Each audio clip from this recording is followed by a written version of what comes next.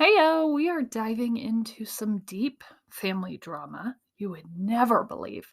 Um, and kind of talking through, you know, finding a way or a reason to create an outlet for yourself because that pent up Mm, and it's positive energy, but it converts to negative energy when it's pent up for so long, because anytime that we have something that's pent up, right, that means that there's a buildup of energy and eventually it's going to have to blow. And so today we're talking about finding a reason for release so that, if you are like me and you have a flair for the dramatic, and when we pent that up, we know that that just like comes out with overwhelming amount and abundance of emotions and trauma and anger. And guess what happens when dramatic people get angry? They do dramatic things. And so I actually have a little bit of insight into my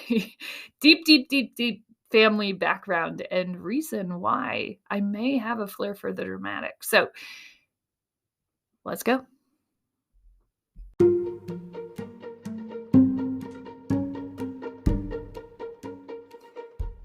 This is the Death of a Dream podcast with your host, Hannah Nuss. The Death of a Dream really is my expression from the start of a very sad and low and unaligned place in life where I was struggling with so many limiting beliefs, so many people telling me that I couldn't just go live my dream life. And it really walks every day through what it looks like to transition out of a life that's just fine and into a life that I wanted to live.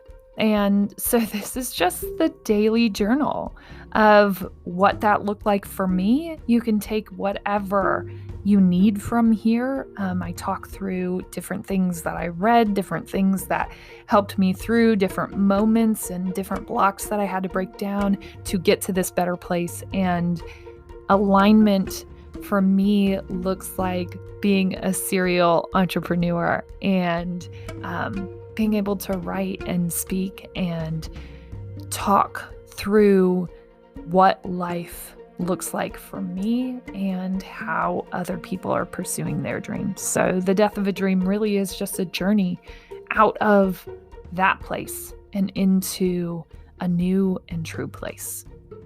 Glad you're here.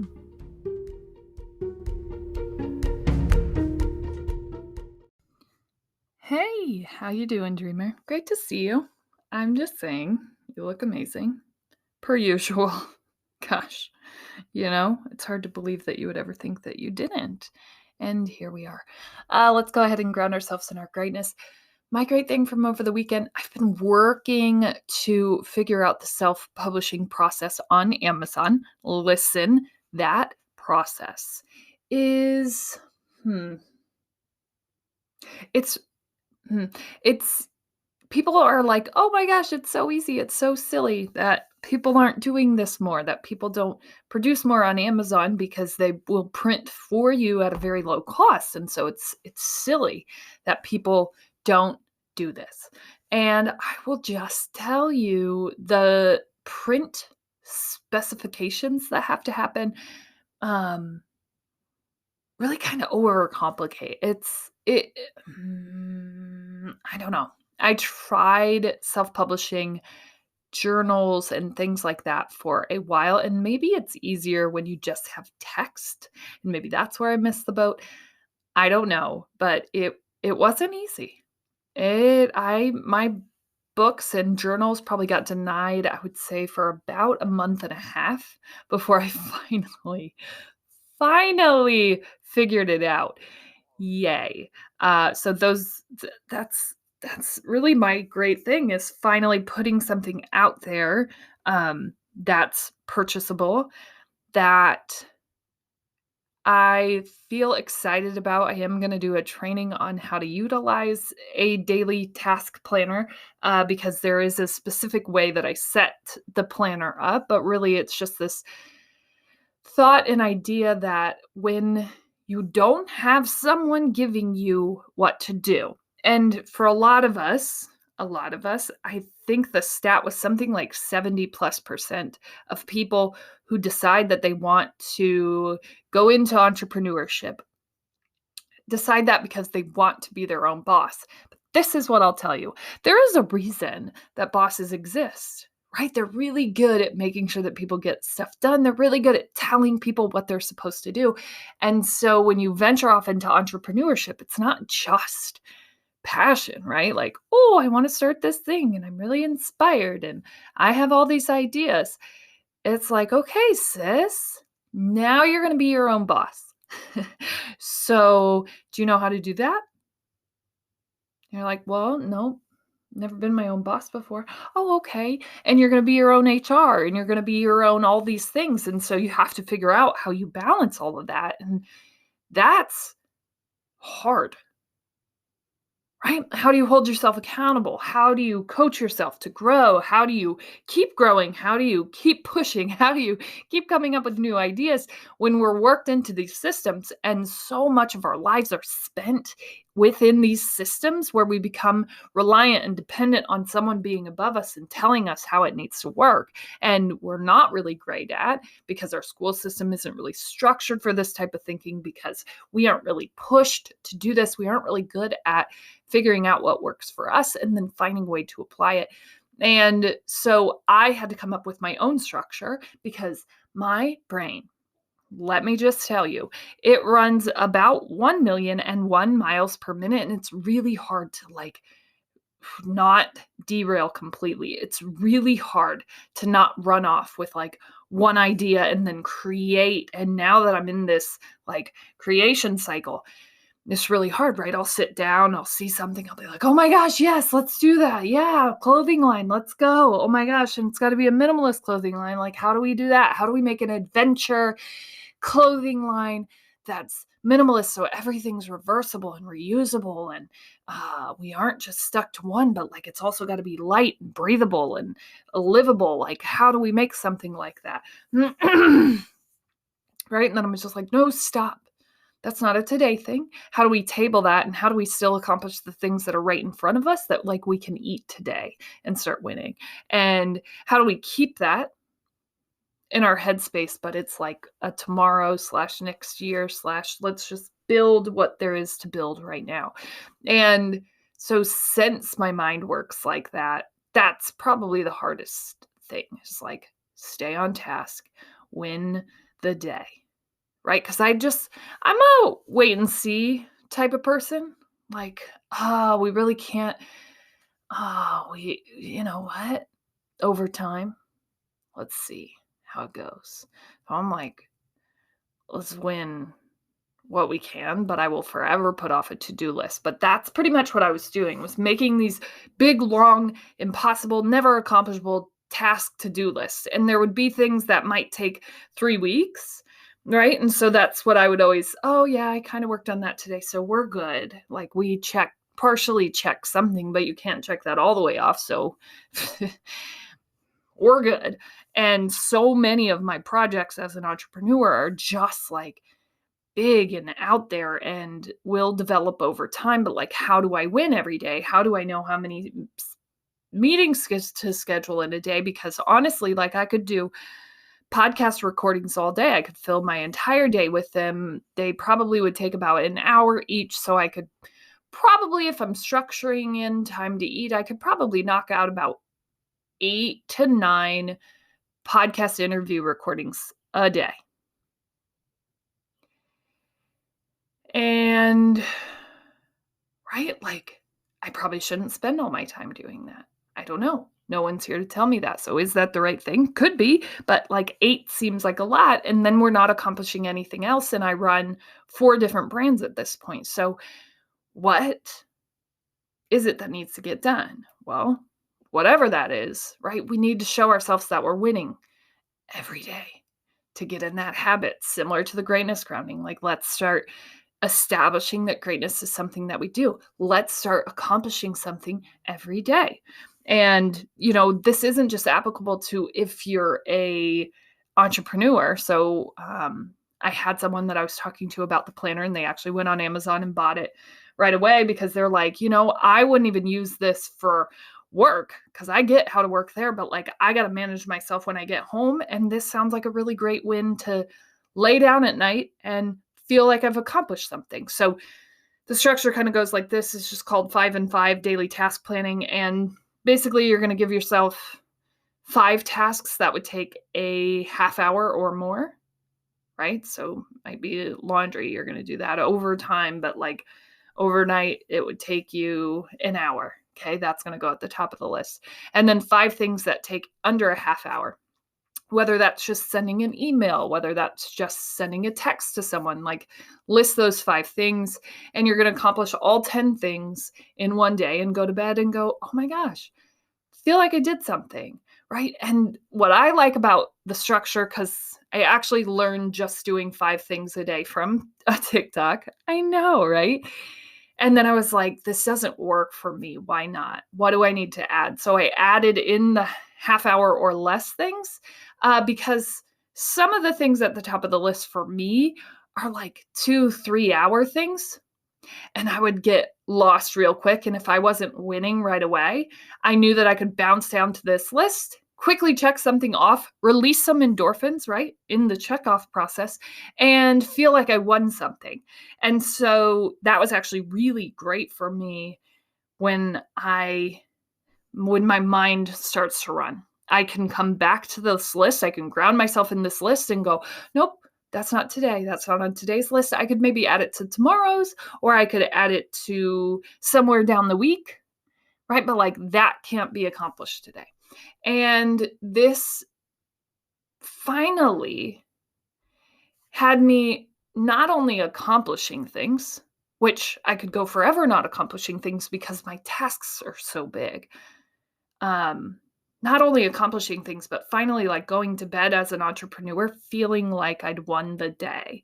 And that was so big for me. And I think this planner could potentially be really big for people who struggle at home, managing their home after they get off of work, right? Like, let's just grab 2 or 3 things, and maybe you can't do 5, right? Maybe 5 is bananas and pajamas, or maybe it's not, because you go to bed the night before, you lay out what those things are. Maybe you knock a couple of them off in the morning before you go to work, and you knock a couple off at night, because it could be something like making dinner. I'm going to make dinner. Cool. And let's go ahead and win there. Let's check a box. Let's make sure that we're patting ourselves on the back and setting ourselves up to win again. So anyways, all of that being said, the 5 and 5 daily task planners are officially on Amazon. If you want to find them or just check to see if I'm telling the truth, I believe that you can search on Amazon. If you just type in Hannah Nuss, you should come up with the podcast, and you should be able to come up with 2 5 and 5 planners. One of them is like a avocado green is maybe what I would call it. And the other one is brand color yellow. And you can pick up either of those 2 planners in those 2 colors on Amazon. It should be 2 within a week. I would love to know what you think of them. And I'm planning on putting out the training for that early next week, and hopefully offering that for free to begin with. And then we'll start charging for it. But I am excited to have something to put out there. And like, it's officially on Amazon.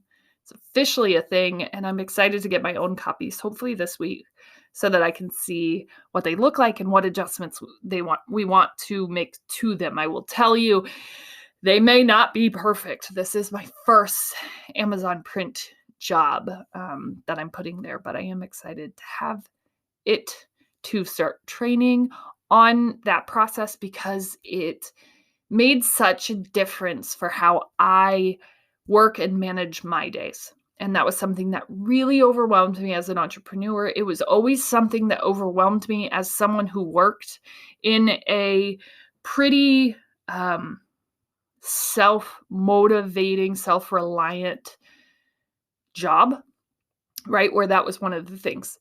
Self-motivated, works independently. It was still hard to manage and feel like I was winning because some weeks I would have a list of 100 things that I could never accomplish in a week, but I just keep carrying stuff over. And other weeks I would have 2 things. And I think this helps you to keep winning every day. And we know how important winning every day is. We know this. Okay, go ahead and ground yourself in your own greatness. Maybe you aren't producing assets on Amazon, but like, what are you doing that you feel great about? Not every day is a huge, big win, like doing something like that. But every day you are great. And so it's important that you recognize yourself for it. Okay, let's go ahead and dive in today. Today was a little bit bananas in pajamas because I was running before I got on this podcast and recorded this podcast. And I was thinking about this weekend. I got together with a group of my sister's friends because I certainly don't get together with my friends enough or possibly ever. Anyways, no, I do actually. Okay, so I was together with a group of my sister's friends, and we were talking about our family ancestry. And we brought up, okay, no, this is the actual chain of events. So the girls and I went to try out a new Mexican restaurant in a town that's about 10 minutes away from us. We tried it out. It was amazing. By the way, any place that has like a hole in the wall, I don't know. I can't even believe that it exists. It is so good. I recommend everyone go there. Maybe if they even just travel to Iowa specifically to go there, you should do it. It was amazing. And right by this restaurant, there was the Bremer County Museum. Right? Come on. I do love museums. I also love old buildings, old houses, here for it. So we're touring this old building. We go up to the 3rd floor. It's super creepy, by the way, the 3rd floor.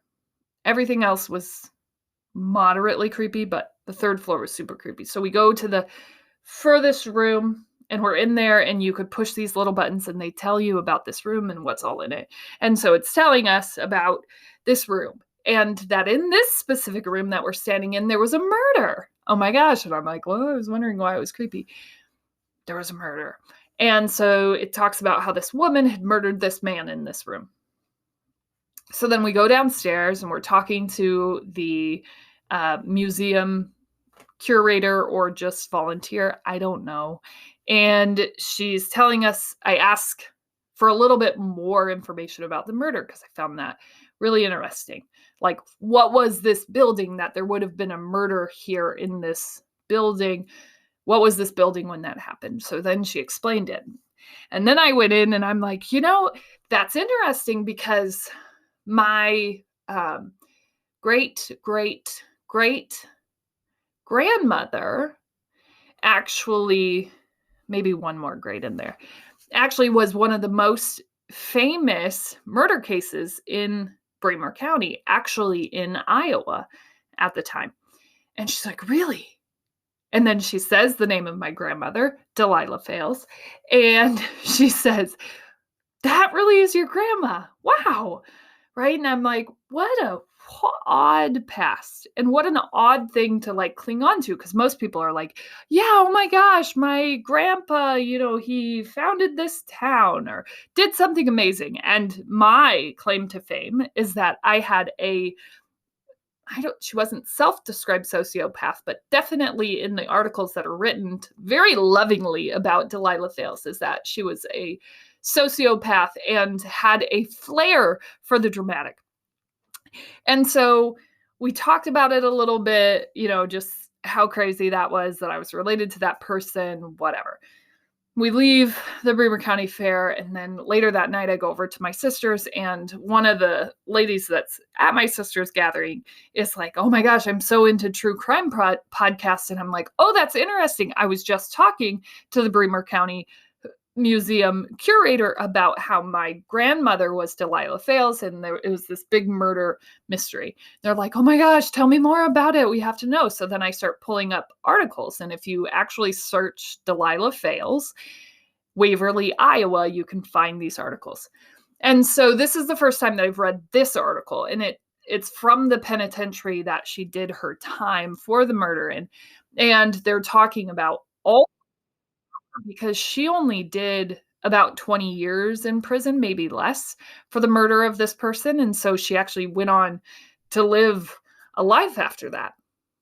And it says some very unflattering things. But today when I was running, I was thinking about that. And I was thinking about, like we all get to choose what we do with our gifts. Now, Delilah Fales, my great great great great great great grandmother, decided that hers would be used to con. Like, she was just a really bomb con woman, but it was because of her flair for the dramatics. Like, come on, when I talked about how the squirrel dies, I'm just like, this was my great great great great grandmother.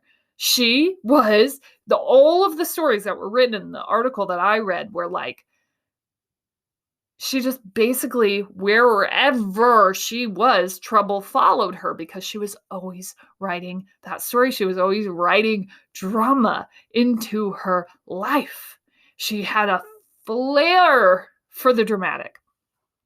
So anyways, I was thinking about that this morning when I was running. And as I was talking and thinking about that in my head, and yes, sometimes I talk out loud when I'm running, and yes, certainly most people in the town that I live in, if they talk about me at all, certainly have all come to the agreement that I'm crazy, and I'm okay with that. Okay, I am the great great great great great descendant of the drama queen of Bremer County, and so you should know that it's in my bloodline.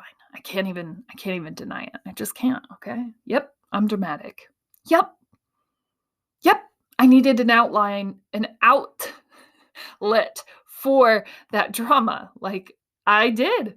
I do. It's a podcast. It's creating. It's doing all these things. It absolutely is. But guess what? That also means that I'm not a con woman and murderer. So I feel like this is a better choice. Right? And so I was thinking about that and how we all just have this choice of how we take our specific talents and apply them and mix them with what our passions are. Right? And like, think, my grandmother could have probably been such an amazing, like, actress and in these days, like, content producer, right? Because people who have a flair for the dramatic like that take things that are seemingly small and make them this big, huge story, right? And so here's my extremely dramatic story coming from my run this morning. Flair for the dramatic. So I'm running, I'm thinking about Delilah, I'm thinking about how we had this story and how interesting it was that we just happened upon the Bremer County Museum. We just happened upon me asking more questions about the murder that took place up there. It just happened. And it's just weird. And I just happened to mention that my grandmother was Delilah Fales, and the museum curator just happened to know exactly who that was and found that extremely interesting. And we had a little bit further conversation on that.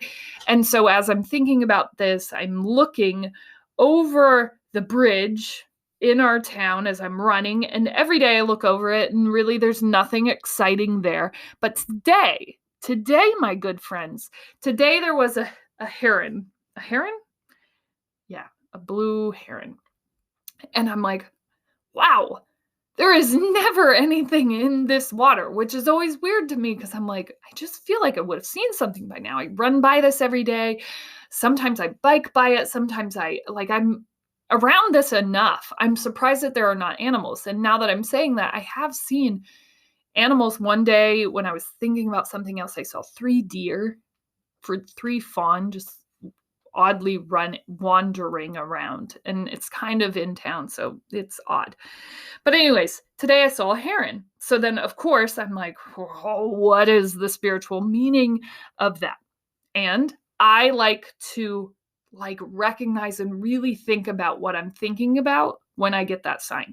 And so I'm like, okay, I'm thinking about Delilah and how we all have these gifts and we're supposed to find a beautiful way to bring them into the world, right? And it's unfortunate that Delilah, according to this article, just kind of had a bad shake at life, but like she was constantly trying to find, I feel like, an outlet for her drama. Like, come on. And she did, because trust me, like some of the stories in this article, one time she was caught and they used a lot of quotations when it came to Delilah's stories because I feel like they felt like they were all made up or they were over dramatic for what they actually were. But one of the stories was that she was attacked by a bull at her home, but they thought that she had faked the attack so that she could get money from someone. Anyways, I don't know, but I find it all fascinating and amazing. So when I saw this heron, I came back and read this. Are you ready? A heron's symbolism is asking you to follow your path and not those of your peers. In other words, the heron meaning is asking you to find unconventional ways to be self-reliant and productive. Therefore, this bird suggests that no matter what the task, you can do it and do it well. Find ways to do the things you love in life and allow these things to pay you handsomely. And I was like, isn't that interesting? You know, and not that Delilah was my peer, but she is my blood. And so, like, we sometimes just cycle into those same cycles. And eventually, someone is supposed to heal it.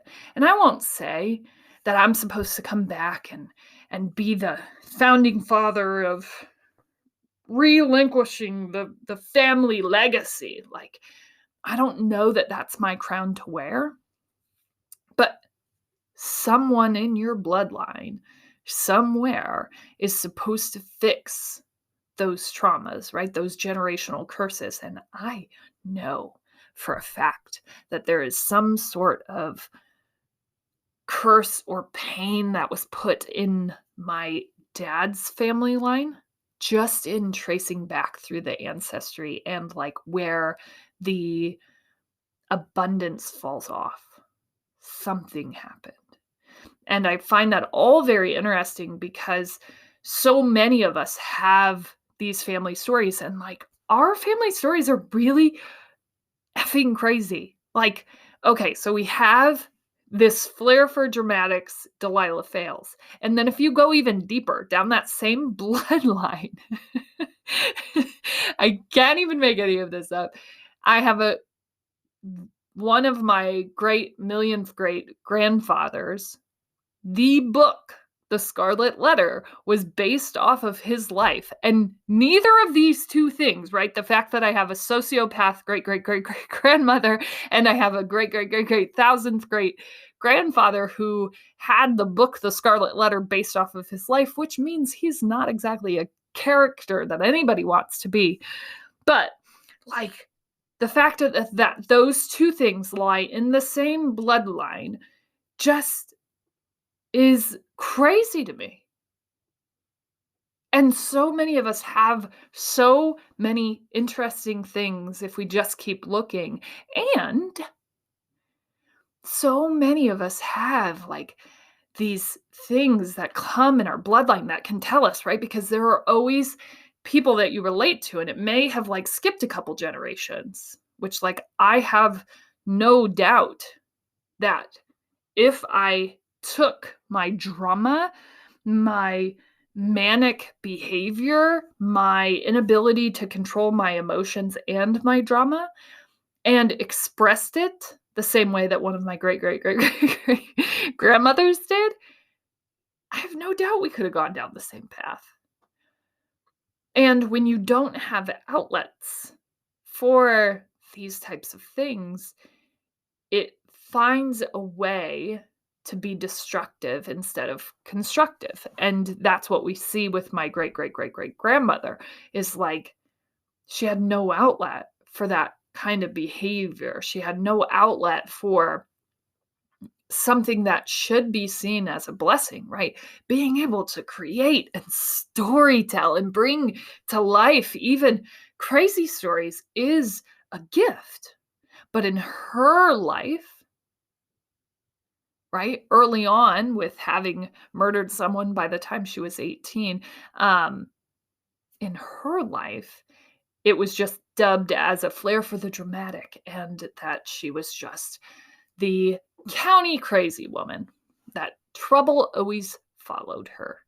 And I think so often we are being crowned with this task to heal something from our past. And in order to do that, we have to know what it is, whether it's good, bad, or otherwise. Like having a grandfather who, obviously there was a lot of indiscretions in his past, and there's a lot of crazy family drama within the stories of my bloodline. And, having those things, those aren't things that you even want to bring up at a museum. Like, yeah, oh my gosh, you'd never believe this, but my grandmother was the most famous sociopath in Bremer County. She killed someone in cold blood. Like, come on. Nobody wants to own that past, but that is what it is. Like, that's my past. And that also means that I have ties to people who had incredible talents, likely, but just never found the right outlet. And so maybe that's my job. And that definitely is my job when I think about how I'm raising my kids and how they'll raise their kids. Is like, did I take what I was given in this world? Did I find my own strengths and find a way to be abundant from those things? Or did I just suffer with them and bury them? Because that keeps going, right? That gets passed on to kids. That just starts muddying the water of everyone that comes after you. And I didn't want that, knowing specifically with my second daughter, knowing that she would have similar talents and be seeking similar outlets. And I didn't want her to be raised like me, where I was really only given one acceptable outlet, and that was sports. And then when that ended, I just felt manic with that like pent up energy and flair for the dramatic. And so that's my job, right? Is to heal myself, is to find my strengths and create what I want to create that plays into that, so that my next generation sees that as an example and they see that as an option. As always, you're smart, you're strong, you're beautiful. What are you going to do? Change the world.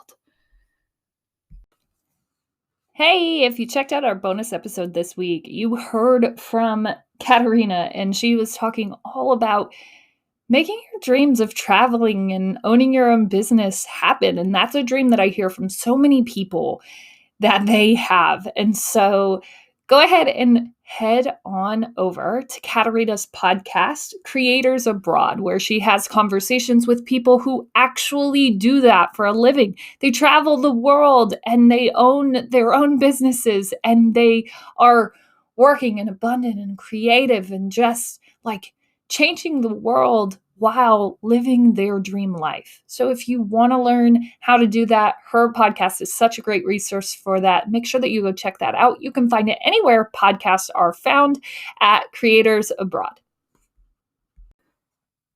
Hey, thanks for listening. As always, you can find me on all socials at The Death of a Dream. That's on Instagram. We do have a Facebook page that you can follow there, and then Hannah Nuss on LinkedIn. Go ahead and check out the website if you feel like it. There are additional pieces that are not included in the podcast, and you can reach out and contact me anywhere. If you have any questions, message me. Let's connect. I'd love to talk through your story, because everyone's story is worth being told and has worth in it.